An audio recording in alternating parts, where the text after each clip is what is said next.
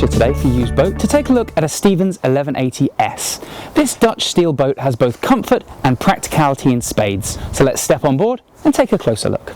The Stevens range is built in the Netherlands by Smelner, who have been strong players on the displacement market since the 1970s and importing into the UK since the 1980s. The 1180S was launched in 2001 as part of a range with the suffix 80 to denote its wider beam than the outgoing 40 range. Here in the saloon is where you really reap the benefits of that design, with this huge wraparound settee giving lounging space for 6 and dining space for 4. As a boat designed primarily with the Dutch inland waterways in mind, the 1180S was never going to have a particularly sharp turn of speed. The most you can expect is around 14 knots, which this model manages thanks to its rare twin Volvo 100 horsepower engine setup. We're around 50 miles from the coast today, so we won't be taking her out for a sea trial, but the previous owner tells us that in coastal waters she's as planted and reassuring as you'd expect from a steel-hulled displacement boat. Other key features to mention include the folding radar arch to help you squeeze under low bridges, and the integrated spray hood and cockpit cover to keep off the worst of the weather. Now, Smelner offered the 1180S with a range of engine installations, the most popular being a single 135 horsepower Perkins Sabre unit. Although, as I've mentioned today, we are on the twin Volvo boat. Advantages include manoeuvrability and redundancy. If one engine breaks down, you can still keep going.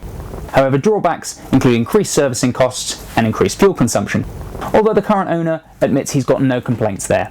While we're up here, it's worth pointing out the helm position. You've got an excellent chunky wheel here which nicely falls to hand, and twin controls for the twin engines. You will have to stand up to program the chart plotter, although that's no major inconvenience, and there's a large expanse of GRP over there. Whilst it looks a little sparse, it's very useful for a navigator laying out paper charts. On some models, you'll find a long, thin bench along here, but we quite like the twin bucket seats that this model has. It means that the navigator can get up, move around deck without disturbing the skipper. We're in the owner's cabin now, which is the star of the show as far as the 1180S is concerned. Headroom and storage space are plentiful, and there's plenty of room to get out of bed on either side. We also like the split heads compartment, which features a toilet over on the port side and a shower to starboard, which makes getting ready in the morning that much easier if you're sharing this space with your other half. Up in the bow, there's another double bed, which also has its own ensuite heads compartment, so your guests won't feel neglected either. Down here in this full beam galley is where Smelner's renowned build quality really shines through. The hard-wearing work surfaces on this 2002 model are hardly showing any signs of aging just yet, and as this is a displacement boat, there's been no need to cut corners on materials in the name of weight saving. When shopping around for an 1180S, you're unlikely to have a huge amount of choice, as fewer than 50 hulls have been built so far. Depreciation is fairly gradual, so the price that you pay will largely be based on the number of optional extras that the original owner specified, such as the larger 5.4 kVA generator or this second fridge over on the port side.